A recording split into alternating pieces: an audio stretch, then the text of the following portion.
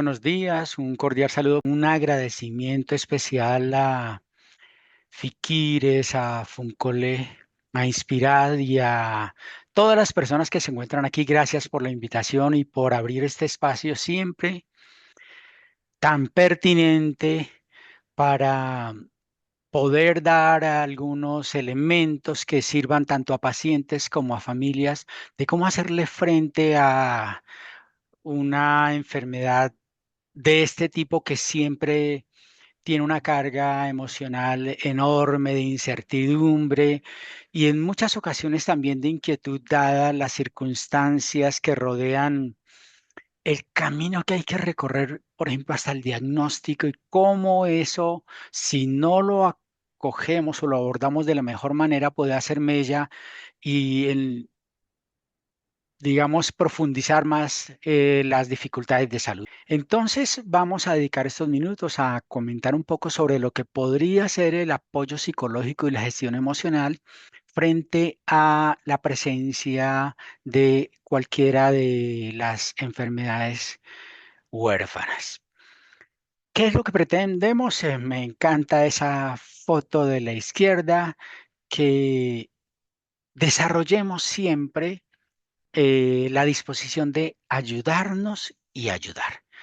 Y ayudarnos a ayudar incluso cuando no nos piden formalmente ayuda. Pero es que los seres humanos somos seres sociales y en ese ayudar, pero también en pedir ayuda, está gran parte del avance que podemos hacer cuando le estamos haciendo frente a una circunstancia que desborda nuestras capacidades naturales de enfrentar la vida.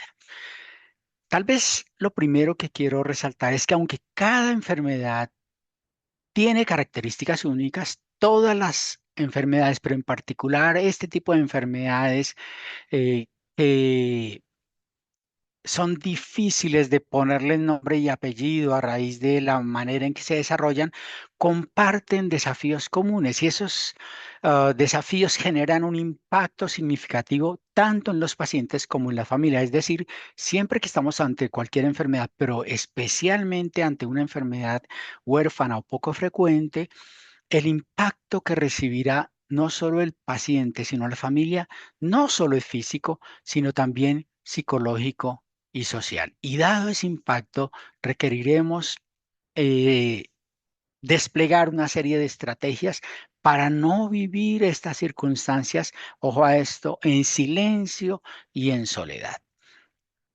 Todo lo que los seres humanos vivan en silencio y en soledad aumentará la carga, la sensación de soledad y tendrá un impacto, como lo vamos a ver más adelante, en nuestra propia respuesta orgánica eh, para intentar resolver lo que nos está ocurriendo. Nuestro cuerpo es sabio. Siempre que algún, alguna alteración se produce interna o externa, nuestro cuerpo es sabio en el sentido de que trata de la mejor manera de hacerle frente a eso que se ha presentado como una agresión. Y tenemos que oír a ese cuerpo sabio y tenemos que aliarnos a él para tratar de responder de la mejor manera a las circunstancias de enfermedad. Las investigaciones nos muestran que las reacciones emocionales asociadas a este tipo de diagnósticos huérfanos o poco frecuentes pueden provocar alteraciones conductuales e incluso psicopatologías que influyen de una manera negativa sobre el proceso de adaptación a la enfermedad. Es decir, la propia respuesta del organismo puede ayudar a hacerle frente y gestionar de mejor manera la enfermedad o puede agravar no solo la enfermedad, sino las propias sensaciones de cómo percibimos lo que nos está ocurriendo. Entonces, conocer ese procesamiento acerca de la propia enfermedad y en el caso que sea necesario modificar las estrategias utilizadas para afrontarlas, evitará que la situación negativa se convierta en un núcleo que aumente eh, como los conflictos, no solo de respuesta del organismo, sino los conflictos relacionales que necesitamos. Tal vez en muchas ocasiones el paciente o la familia se sienten en una inmensa soledad, como en esta foto que está aquí a la derecha. Y en esa inmensa soledad y en esa inmensa oscuridad necesitamos al menos una luz que nos dé unas indicaciones de cómo transitar este camino agreste, pedregoso, difícil. Y siempre lo hay, afortunadamente lo hay. Yo me alegro mucho de que existan fundaciones como un Colefikis, Inspirat, que tratan de ser esa luz, así sea pequeña en muchas ocasiones, para las personas que no la pasan bien desde, insisto, el inicio de ese camino de que a nuestro familiar le está ocurriendo algo, lo llevamos de un lugar a otro, a otro, a otro y en ninguno encontramos tempranamente una luz que nos diga qué es lo que está pasando, lo cual aumenta nuestra sensación de incertidumbre y lo cual aumenta nuestra sensación de incapacidad. Las enfermedades poco frecuentes van a generar usualmente cambios no solo a nivel biológico, sino a nivel psicosocial y espiritual, tanto para la persona que los padece como para su entorno familiar. Y es en ese sentido que nosotros tenemos que empezar a alinearnos cuando nos viene alguna circunstancia imprevista, difícil, desconocida. ¿Cómo vamos a responder para que la respuesta no sea caótica?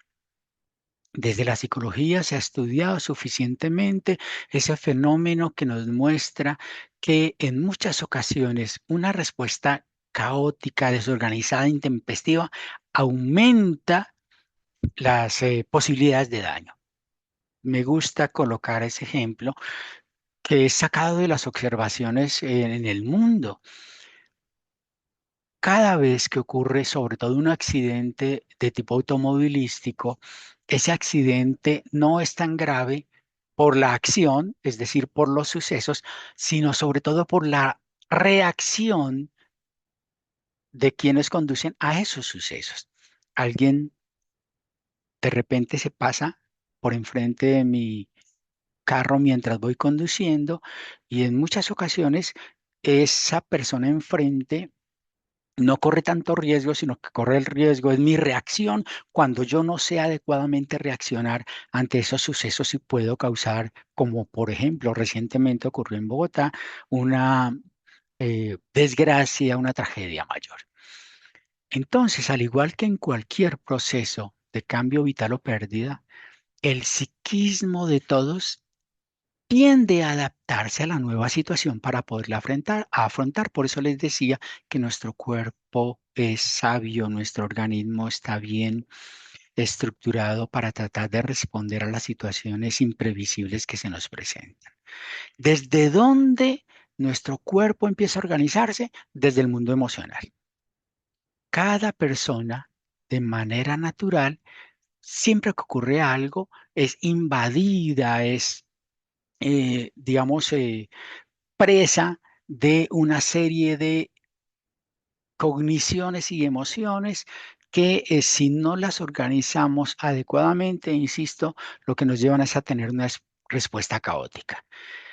Y si nosotros respiramos y esperamos que nuestro organismo vaya acogiendo la serie de respuestas psicológicas que nos ayudan a adaptarnos, seguramente nuestra respuesta a un suceso como esos será mucho más organizada y mucho mejor.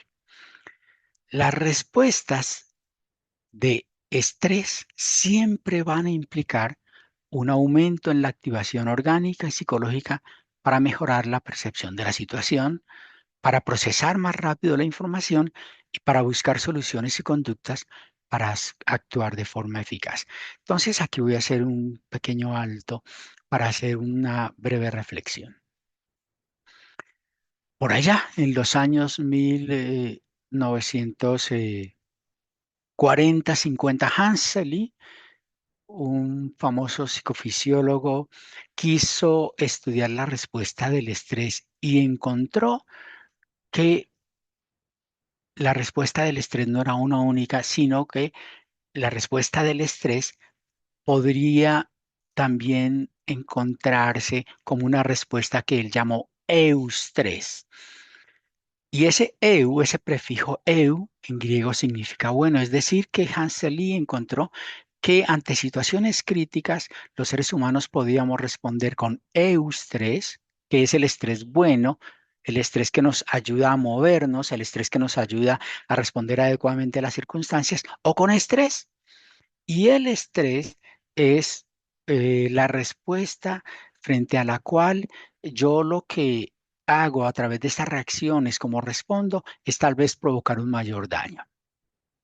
Entonces, si la respuesta al estrés es excesivamente frecuente, duradera o intensa y exige que el organismo mantenga un ritmo constante de activación por encima de sus posibilidades, esa respuesta puede tener consecuencias negativas y producir deterioros. Es decir, de nuevo, frente a una circunstancia desconocida, imprevista, tenemos que trabajar nosotros en cómo respondemos. Decimos en psicología, por eso, que en muchas ocasiones lo importante no es lo que nos sucede, sino la manera como los seres humanos respondemos a lo que nos sucede. ¿Y cómo respondemos a lo que nos sucede? Miren la caricatura de la derecha. A veces nos están sucediendo cosas difíciles, incomprensibles, que nos inquietan, y si a nosotros nos preguntan ¿cómo vas? Nosotros solemos responder bien. Y esa respuesta de bien emerge desde un organismo desorganizado, desbaratado, etcétera. No, tal vez una de las primeras cosas que tendríamos que aprender los seres humanos a reconocer es que cuando algo nos desborda, pues algo nos desbordó, y que nos haya desbordado no significa que seamos frágiles, inútiles, brutos, qué sé yo. No, lo primero es que reconozcamos que algo nos ha desbordado, y si algo nos desborda, ¿qué es lo humanamente responsable? Buscar apoyos. Lamentablemente, en muchas de nuestras circunstancias de enfermedades huérfanas, una de las cosas es que en muchas ocasiones las familias tardamos un poco en tomar la decisión de buscar oportuna, adecuada y pertinentemente los apoyos. Y entonces, un trabajo que quiero hacer yo aquí es, por favor, que hagamos conciencia, por ejemplo, del valor, escuchen con cuidado esto que voy a decir, del valor del dolor. Siempre que algo nos duele a los seres humanos deberíamos responsablemente escuchar ese mensaje que el dolor trae para nosotros. No intentar negar o anestesiar el dolor. Lo digo porque los seres humanos, en muchas ocasiones, siempre que algo nos duele, tratamos de minimizarlo o, insisto, rápidamente le metemos una pasta, un elemento bioquímico que anestesia o que aleje el dolor, pero pues con eso estamos cometiendo un graso error, porque, insisto, el dolor nos está avisando que algo no está funcionando bien. Luego, lo responsable es que ante una mínima circunstancia de un dolor que aparece de la nada, nosotros responsablemente vayamos a donde los especialistas a revisar qué es lo que está diciendo ese dolor, que usualmente ese dolor está diciendo que en algún lado de nuestro organismo algo no está funcionando bien. Empezar por ahí, desde una respuesta organizada, desde una respuesta responsable, nos ayuda cada vez más a tener una respuesta que no nos meta en el estrés. Trabajando sobre los pensamientos, se pueden variar las conductas, el sentimiento y el estado emocional que conllevan. Entonces, en segundo lugar, una respuesta que solemos tener los organismos humanos es que eh, dejamos volar en muchas ocasiones rápidamente la imaginación y tenemos pensamientos catastróficos, y entonces esto qué va a hacer y cómo va a, a funcionar en nuestro caso. Y lamentablemente también muchos de nosotros y nuestras familias aquí en Latinoamérica ya estamos sufriendo de aquella circunstancia de acudir en primer lugar al doctor Google. Y entonces estoy sintiendo esto y estoy sintiendo lo otro, y le metemos allá a ver qué es lo que pasa y perdemos tiempos preciosos. ¿Por qué? Porque el primer doctor al que debiéramos recurrir no es el doctor Google. Y con todo respeto tampoco ni el primer doctor, ni el primer médico o enfermera, usualmente es nuestro vecino a quien le contamos, es que a mi hijo, es que a mi ser querido le está pasando esto o lo otro. Insisto, tal vez una primera cosa que tuviéramos que cambiar es, yo organizo mis pensamientos, no dejo que ellos me invadan, sobre todo los pensamientos, insisto, que tenemos catastróficos, de angustia, etcétera. Y ante eso, un buen pensamiento organizado, mis sentimientos no me desbordan y entonces eso me permite tomar decisiones un poco cada vez más oportunas y sensatas para acudir a donde realmente tengo que acudir.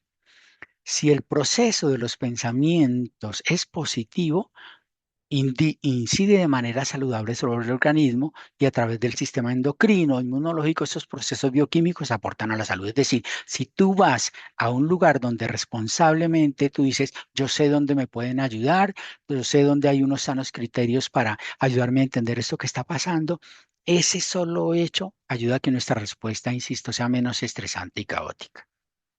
Entonces, hoy quisiera invitarles a que trabajemos mucho nosotros, nuestros familiares y nuestros pacientes en cómo es la respuesta nuestra como seres humanos, como personas y como familias al estrés. Y el estrés se puede prevenir de tres maneras. Una, de manera primaria, cuando pudiéramos en algunos casos prevenir la aparición excesiva del estrés que implica, insisto, esa aparición excesiva del estrés desde responsablemente asumir un camino de que yo me pongo en buenas manos y confío en esas manos. Entonces aquí quiero invitarlos a pensar en un segundo elemento que nos puede ocurrir a muchos de nosotros. Vamos a donde un equipo médico y nos proporcionan un diagnóstico inicialmente presuntivo y muchos de esos diagnósticos presuntivos tienen que abarcar la totalidad de qué es lo que le está pasando al paciente y nosotros, por alguna razón, que en muchas ocasiones es la negación de aquello que puede sobrevenir, nos decimos, no, esa persona, ese médico, ese hospital, en esa institución están equivocados, vamos a buscar otro concepto. Y de nuevo, tal vez en esos momentos perdemos un tiempo eh, valioso para en lugar de tratar de que alguien nos diga lo que queremos oír y no lo que nos dijeron, que no es en ocasiones tan agradable, pero perdemos un tiempo en iniciar un tratamiento lo más cercano y efectivo a lo que necesitamos. Entonces, la prevención primaria sería que nosotros adoptemos unas respuestas claras de a dónde debo acudir y tener como una línea de acción a dónde debo acudir cuando en nuestras circunstancias sucede algo imprevisto. Luego, el estrés se puede trabajar desde una prevención secundaria, que implica eliminar o aliviar el estrés presente. Siempre que estés estresado, también tómate un tiempo para mirar quién puede servirte en este escenario para bajar un poco el estrés que te impide pensar tan claramente y tomar las decisiones más acertadas. Y luego podríamos, si es necesario y si estamos en ese grado de como desorganización, acudir a una prevención terciaria del estrés que implica prevenir nuevas apariciones perjudiciales del estrés detectado. Es decir, cuando ustedes y yo nos llenamos de estrés ante una respuesta catastrófica, no solo tenemos un problema, la situación catastrófica, sino el estrés que añade una respuesta desorganizada a la situación catastrófica que nos hace en muchas ocasiones perder tiempo y, digamos, no estar tan bien asesorados, organizados en nuestra respuesta. Pensemos entonces, les invito a que se lleven hoy de este espacio esta reflexión. ¿Cuál es, como personas, como familiares e incluso como personal de salud, nuestro estilo de afrontamiento? El coping o afrontamiento desde la psicología dependen de las evaluaciones que hacemos respecto a lo que podemos o no podemos hacer para cambiar una situación. Siempre, le reitero, los seres humanos estamos bien diseñados, lo digo yo, y nuestro cuerpo sabe y puede eh, responder adecuadamente a una situación. Pero ojo a nuestros pensamientos, a las emociones que nos invaden cuando nos llega alguna situación imprevista. Eso se llama afrontamiento o coping. ¿Qué evaluación hacemos de lo que nos está ocurriendo? ¿Cómo nos vemos nosotros frente a situaciones imprevistas o difíciles? Lo que quiero invitarles es, tenga usted cuidado de que a veces tenemos la tendencia de que frente a situaciones imprevistas nos colocamos en estado inerme, nos paralizamos, esperamos más bien a ver cómo avanzamos, etcétera, y perdemos tiempos preciosos. No, movámonos activamente, pero no alocada ni desorganizadamente fruto del estrés. Podríamos seguir cualquiera de estas dos vías. En primer lugar, hay personas que deciden y que trabajan un afrontamiento focalizado en el problema. ¿Cuándo podemos adoptar ese estilo de afrontamiento? Cuando se produce una valoración que informa que el estrés puede gestionarse o eliminarse, es decir, cuando nos damos cuenta que aquello que está ocurriendo no nos desborda y sí podemos hacer algo frente a lo que nos está ocurriendo. Es decir, siempre que nosotros decimos aquí sí hay algo que podemos hacer. Y entonces yo enseño siempre a los pacientes. El primer gran trabajo de un paciente es reconocer que si él se organiza, que si él tiene un buen conocimiento, que si él se acoge y se hace aliado a su personal médico sanitario, su respuesta va a ser más organizada y su organismo va a estar mejor dispuesto a acoger los tratamientos adecuados que le formulen. Si yo creo que puede incidir en lo que me pasa, pues voy a incidir en lo que me pasa. Pero si nos colocamos en una situación de que aquí no tenemos nada que hacer y nos angustiamos, etcétera, pues el problema se va a agravar y en consecuencia nuestra respuesta va a ser, como les decía, desorganizada o caótica. Pero una segunda respuesta de afrontamiento es el afrontamiento focalizado en la emoción, que es el que trabajamos desde la salud mental. ¿Cuándo hacemos un afrontamiento focalizado en la emoción? Cuando nos tomamos el tiempo y valoramos la información que vamos recogiendo, insisto, ojalá que sea información adecuada y pertinente de nuestro equipo tratante, no el doctor Google, y entonces podemos encontrar que en ocasiones pudiéramos no tener una respuesta adecuada para resolver o para hacer desaparecer la situación, pero sí centramos los esfuerzos en cambiar el modo de interpretar lo que nos ocurre.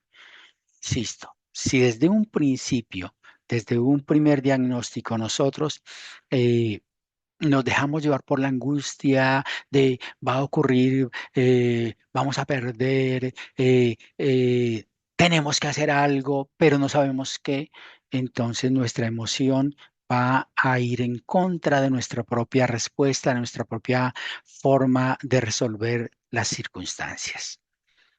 Cuando nosotros reconocemos las emociones que nos pueden eh, invadir en muchas ocasiones frente a una situación catastrófica, inesperada, trágica. Usualmente esas emociones son la tristeza, el enojo, la culpa, el miedo, la frustración. Cuando nosotros nos damos un espacio para reconocer nuestro estado emocional, para mirarnos a nosotros como nuestra respuesta emocional y le ponemos nombre a lo que está sucediendo y aprendemos no a controlarlo, sino a gestionarlo, esa respuesta organizada desde la emoción hace que nuestro propio organismo responda de una manera, lo hemos comprobado desde la investigación, para, por ejemplo, acoger de mejor manera un tratamiento. Cuando un paciente, cuando una familia duda, pone en discusión o no se acoge a un tratamiento, esa propia respuesta desorganizada hace que la sensación, por ejemplo, dolorosa de malestar, etcétera, persista y se agrave la propia situación. ¿Cómo se puede reducir el estrés ambiental relacionado con un diagnóstico, con una situación crítica? Aquí les dejo unos puntos para que nos los llevemos. En primer lugar, facilitar la expresión emocional. Si hay algo que nos desborde, pues nos desbordó. Permitámonos dejar que esa emoción salga, que no se quede aquí contenida. Entonces es importante permitir que las personas afectadas expresen sus sentimientos sin miedo al juicio. Ojo si les decimos a nuestros familiares, a nuestros pacientes, no llore, no. La respuesta de la emoción de la tristeza viene acompañada de las lágrimas y ya lo decía desde por allá 1750 William Shakespeare, el corazón que no expresa se rompe. Permítase usted un tiempo para expresar sus emociones, pero muy valioso lo que vamos aprendiendo. Yo solo necesito unos espacios para llorar y después que me repongo, ya habiendo drenado, tengo una mejor capacidad y una mejor visión para hacerle frente a lo que nos está pasando. En segundo lugar, como personas, como grupos, como familias, como instituciones, fomentemos la empatía. La empatía implica comprender o intentar comprender de la mejor manera la vivencia del otro y es fundamental para crear un entorno de apoyo. Entonces, en familia, no le digamos a alguien, a nuestro familiar o a nuestro paciente, no deberías estar sintiéndote de esa manera, no deberías desbordarte. Es que con esa lloradera y esa falta de fe que usted tiene y esa mala... No, en lugar de bloquear la expresión emocional, facilitémosla, pero seamos acompañantes, acojamos, validemos lo que el otro está sintiendo. En tercer lugar, identifiquemos necesidades específicas. Eso implica, en el caso de las familias, ayudar a los pacientes y, ¿por qué no?, también a los cuidadores a determinar qué requieren en términos de apoyo emocional y físico. Es decir, antes de nosotros hacer por el otro, preguntémosle a ese otro qué siente que necesita. En muchas ocasiones somos muy invasivos y de hecho un poco irrespetuosos cuando simplemente actuamos sobre el otro sin preguntarle qué es lo que necesita. En cuarto lugar, trabajemos en los cambios. Acompañar a las personas en el proceso de adaptarse a las nuevas circunstancias es un elemento clave. Los seres humanos no nacimos o no hemos evolucionado para ser fuertes, sino para adaptarnos. Y las crisis traen en sí mismas ese componente que nos va ayudando, en primer lugar, no solo cuando no se puede, a acoger o a eh, desaparecer la circunstancia difícil, sino a adaptarnos progresivamente a ella, de modo que nosotros podamos hacer que nuestro organismo, sobre todo el sistema inmunológico, responda adecuadamente.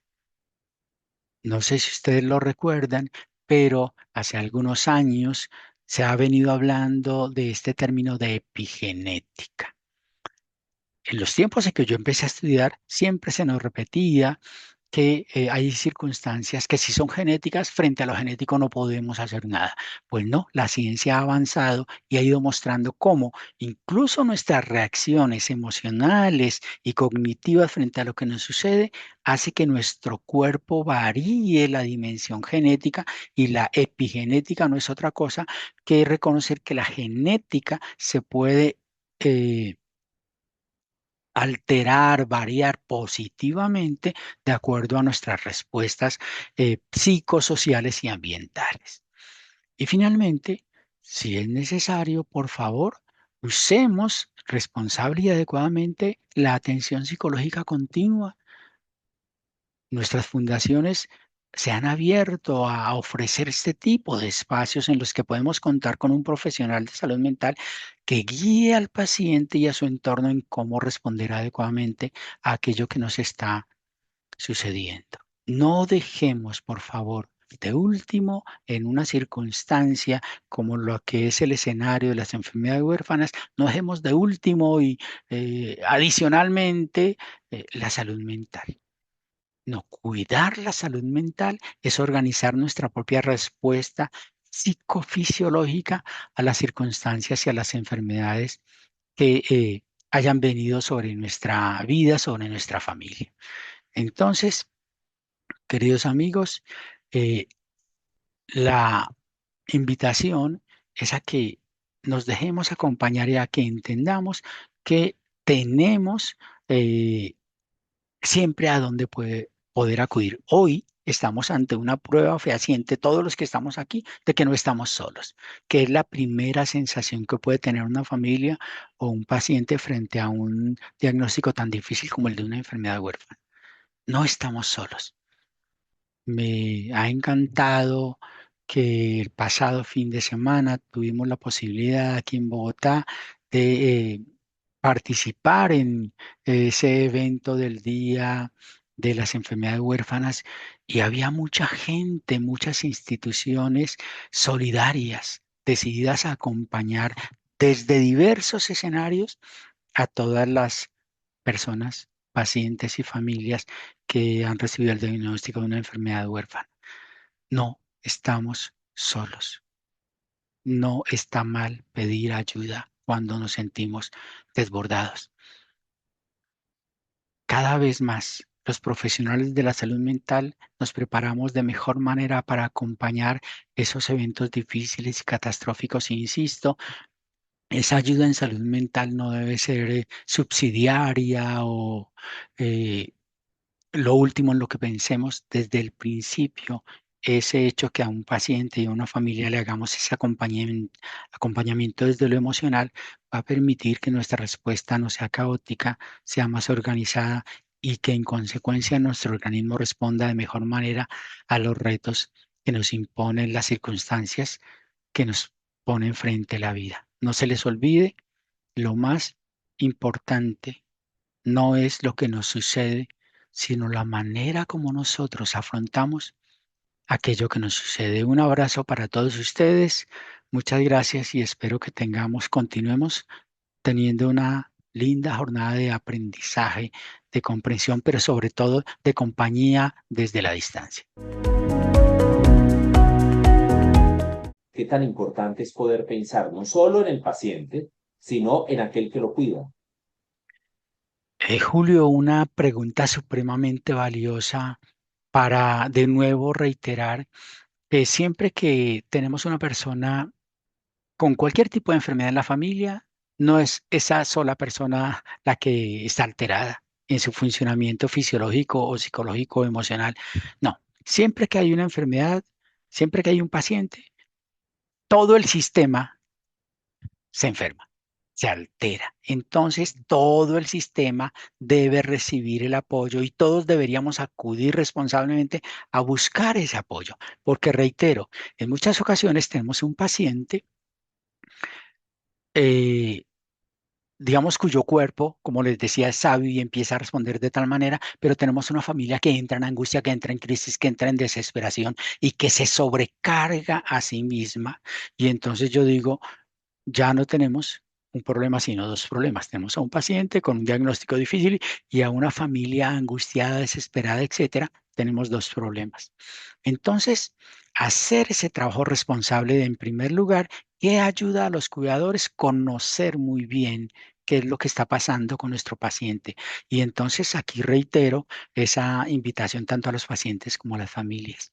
Por favor, respecto de la enfermedad que haya sido diagnosticada final o presuntivamente, preguntémosle a nuestro equipo tratante y cómo nosotros podemos aliarnos a ustedes y cómo podemos como familia ser de mejor ayuda para ese paciente. Y entonces con una información responsable, organizada, podemos nosotros responder de primera manera. Y en segundo lugar, si nosotros somos, que siempre lo seremos como familia, cuidadores, tomémonos nuestros propios espacios de autocuidado. No se les olvide que nadie puede ser buen cuidador si no está bien cuidado. Y nos cuidamos tomándonos unos espacios de respiro, nos cuidámonos haciendo siempre, lo reitero, sí, claro, tenemos un reto que es una enfermedad, pero nuestro único tema de conversación no puede ser la enfermedad. Nosotros como familia tenemos otras cosas que atender y está bien que hablemos y ventilemos esas otras cosas y ojalá incluso en la medida de lo posible